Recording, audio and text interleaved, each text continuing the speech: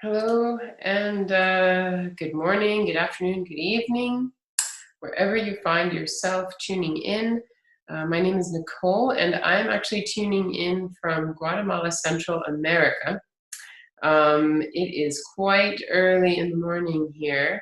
We are about 7 hours behind the UK, but I've done well for myself, and I'm enjoying a delicious hot cup of dark Guatemalan coffee, and it's one of those things that I'm really grateful for. I'm also very grateful and honored to be able to share this space and time with you in such a critical moment for humanity, given the COVID-19 pandemic. So, just to give you a little bit of a background of myself, I'm half Guatemalan and half Dutch, but I am actually a resident of Lisbon, Portugal. I came to Guatemala back in February, but because of the coronavirus, I've actually had to delay my return to Europe. But I am here in quarantine and lockdown with my parents of 70 and 74. And it has been quite an interesting and eye-opening experience so far. And also a bit of a roller coaster. And I will share more about that later. But let me now just return here to the screen. This is my first live session, so if you will just bear with me for a moment. Let me just share you my screen right here. Okay, so concretely, this is a well-being live session, and it's actually a program of 5 days. And so we're going to be looking at healthy relationships, and this is not just with family. This begins with yourself, having a healthy relationship with yourself, your loved ones, and also given the sensitivity of business at this time, we're also going to be looking at how to create value in business and having healthy business relationships in times of COVID-19. So just a little bit of, as you can see, some background of myself. I have a master's in public health. I've also have a bachelor's in communications and psychology. I'm definitely a health enthusiast and advocate, and I've actually been exploring also the area of well-being, mental and emotional well-being. And so this particular programming is to address this aspect much more, the aspect of emotional and mental well-being in times of COVID-19. So the objectives of this programming, of these live sessions, is to be able to accompany you and your family in this time of transition.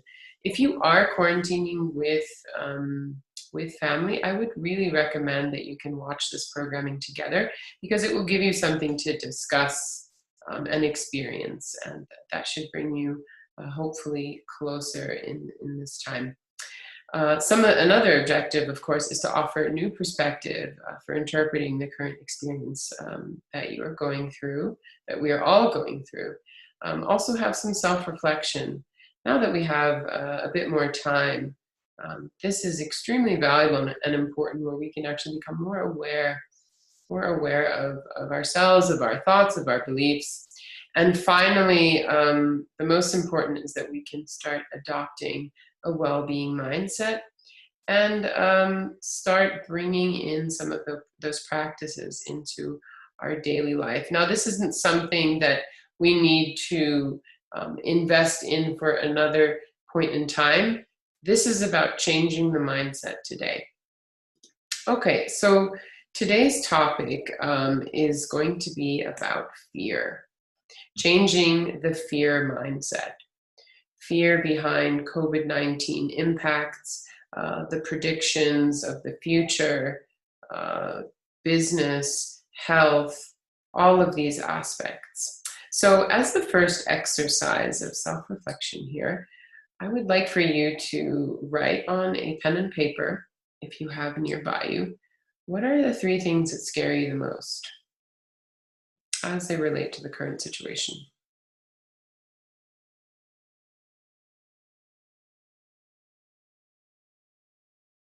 So just jotting these down. Okay.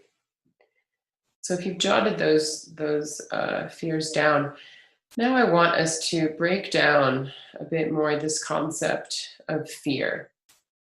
Now, fear is actually a thought that we have based on something that creates an emotion. It creates a biochemical response in the body. And this original thought is actually the anticipation of some kind of undesirable outcome. It is the anticipation of some kind of pain in the future. It is the anticipation of some kind of loss. So with this anticipation in mind, it is actually not something that we are suffering tangibly at this moment. It is not that the outcome is here. It is that we are afraid of having that happen to us, having that outcome.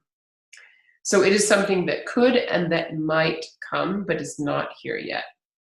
Now, of course, fear is a survival instinct, of course. So that's needed in order for us to flee from a life-threatening situation. That is all, that's fine. What I'm actually addressing more here is the emotional fear. The emotional fear behind the impacts of COVID-19, given the current context. So I can't see who is actually tuned into the live session, but surely we are all of different ages, of different backgrounds. We all have different health situations, different financial situations, different experiences. So we are all very diverse. However, the common denominator that brings us together is this being afraid of the loss, the anticipation of some kind of negative outcome. So if I think about the top things that I'm fearful of and afraid of course it's falling ill. I live here I'm quarantining here with my parents, and I'm very afraid of falling ill and then infecting them. And of course, of them falling ill as well. Now, up until recently, I was fearing the loss of stable income. Now that's actually already happened. So my fear can now be invested in what's going to happen with me. How am I going to reinvent myself in an uncertain market and an uncertain future? So these are just some of the things that I'm dealing with, and surely some of you can relate to that, and you'll also have other fears. And most likely, depending on who you are, you may also fear death. You may fear dying, and you may fear the loss of a loved one. So concretely, these are outcomes that are not here at this time, but they do affect us. They do affect our emotional well-being and health. And yet, such an interesting point is that fear does not actually prepare us. It does not prepare us to deal and cope with what we may eventually have to deal with. So let me just come back and share you my screen. Okay, so these are some of the fear-based thoughts and emotions that we've reviewed already. Even fearing having adequate health care when the time comes. This is also a fear, and this is something that I've been discussing also with my father. He is 74. He has asthma. He has high blood pressure. So he's definitely of the vulnerable population. And in Guatemala, our health systems, this is a third world country. So, we have some other circumstances to deal with. And so, these are things that we,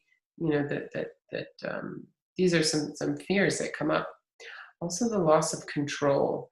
In this case, my mom is somebody who really, if she has control of things, she feels safe. And so not having control of the situation of COVID-19, and as we are only just learning about it, this loss of control is very, very scary. And on the other side, of course, the great unknown. What is unknown to us is very scary.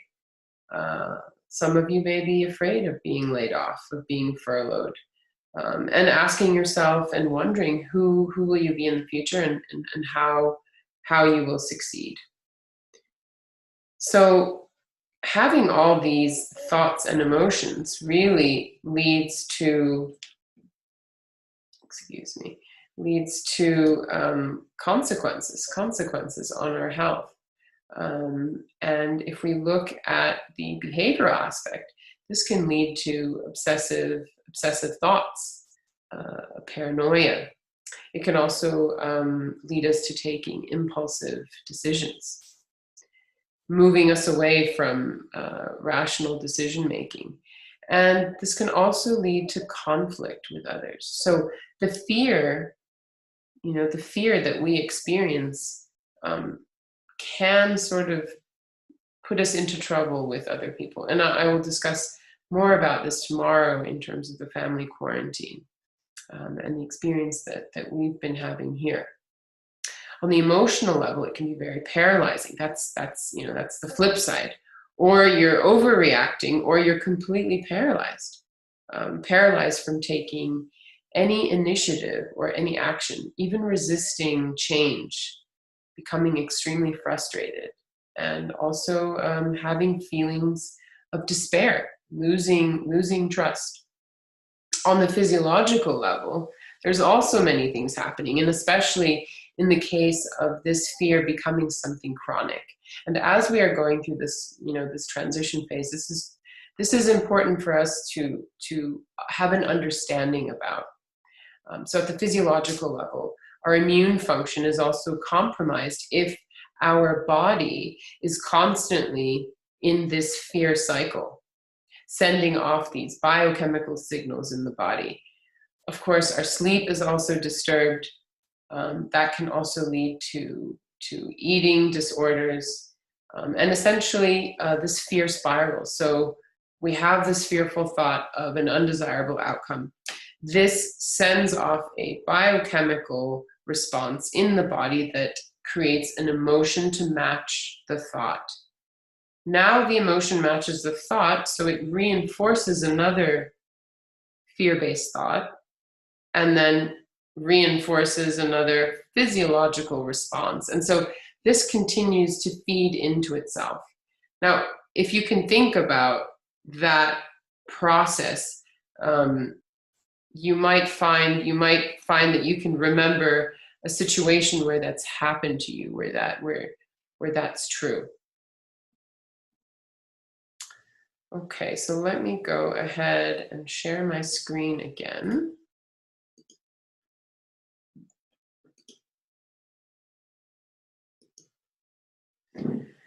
So here's another idea. We are more afraid of the thought of what is happening than what is actually happening. I really love this quote. This was by Aristotle, and I really like to use this in my yoga classes. We're coming into different poses. We're sweating, and we're trying to situate our bodies, and yeah, sometimes it can be challenging. But it's usually the mind that is having, that is creating a big struggle in our head, sorry. It's these thoughts. It's these thoughts about, oh my God, I can't do this. Oh my God, how am I going to stay in this position? Or I feel weak, or I'm not strong enough. It's this constant battery of mental activity that scares us much more than us actually standing in a posture. So if we can take sort of that, that analogy and then apply that to all the different kinds of fear-based thoughts that we're having concerning our health, concerning the future, the economy, there is a relationship to be found there. And so this, of course, impacts our well-being. It impacts our mental and emotional state. And fear does not prepare us. This is, it's almost alarming to think, wow, we invest so much time in fear, whether we are conscious about it or not. Most of us are not conscious about it. We're not aware of it. And fear does not prepare us actually to deal with the things that we at some point will have to deal with.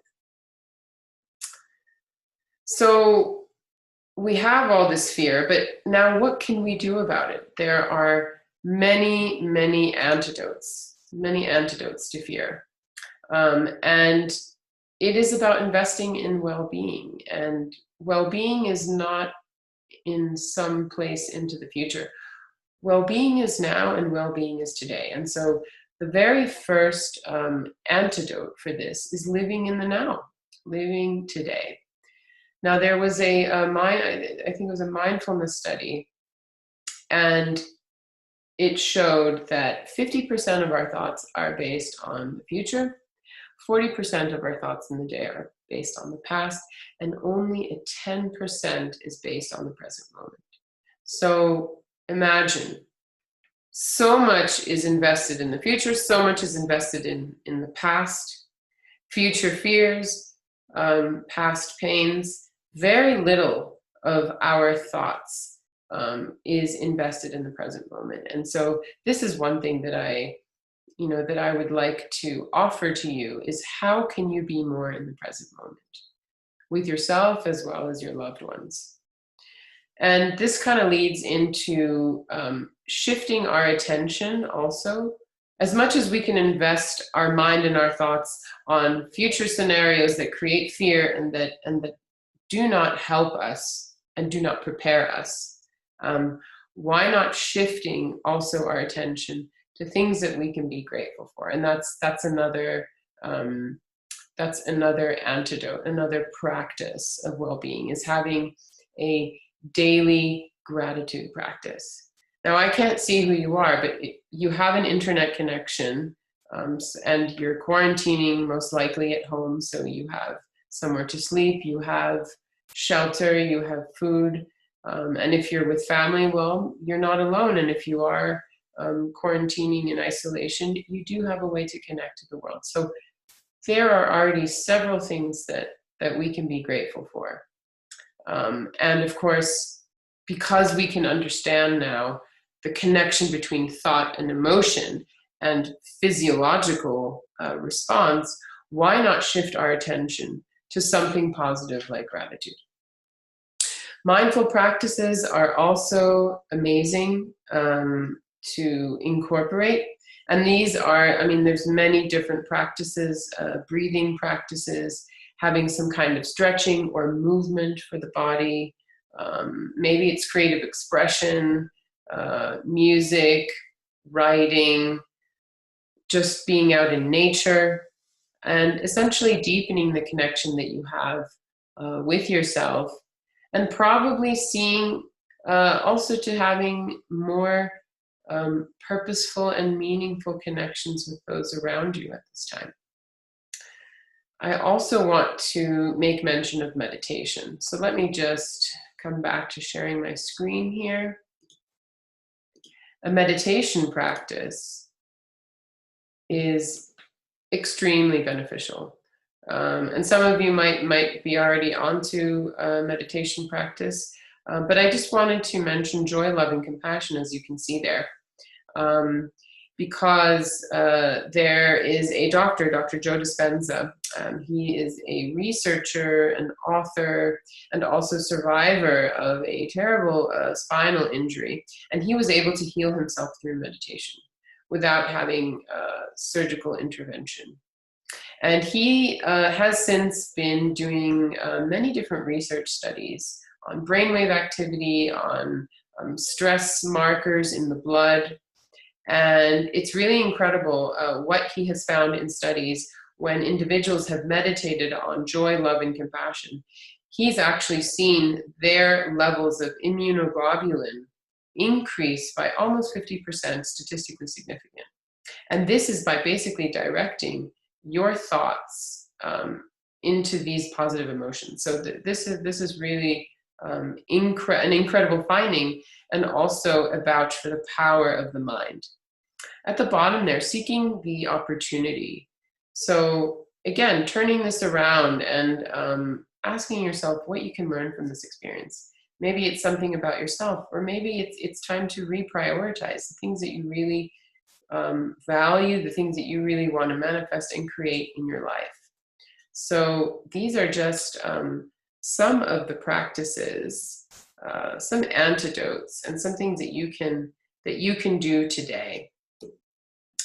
So just to recap, we've looked at the concept of fear, what it actually means, the anticipation of a future potential outcome. We've looked at the consequences of fear on our health and well-being, and we've just reviewed some well-being practices.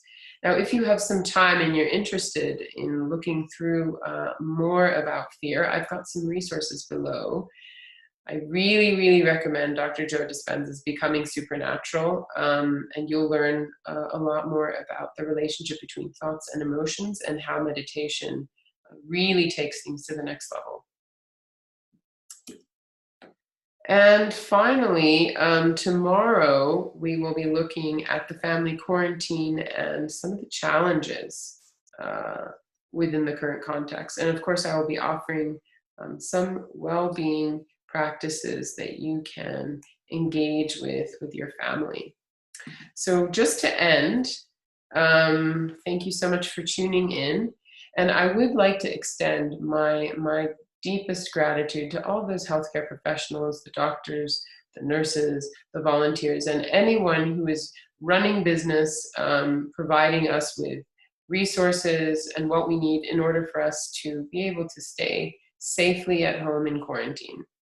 Now, I'd just like to mention, that the best thing that we can do, coming from a public health perspective, is to reduce the contagion as much as possible, reduce the risk. And for now, this is staying at home and social distancing, wearing your mask when you need to exit your home. In this way, we can reduce the risk as much as possible as we continue to learn about the behavior of this virus. So thank you so much for tuning in. I would love to connect with you to support you further. So please feel free to reach out to me, and I'd be very happy to connect. Let me just share you my screen here one last time. So feel free to book a session with me using the app. And as you can see here, there's many different things that I am happy to offer in terms of yoga, in terms of well-being coaching. And I look forward to connecting with you tomorrow on the program where we'll be talking about the family quarantine. Thank you so much, and we'll be in touch.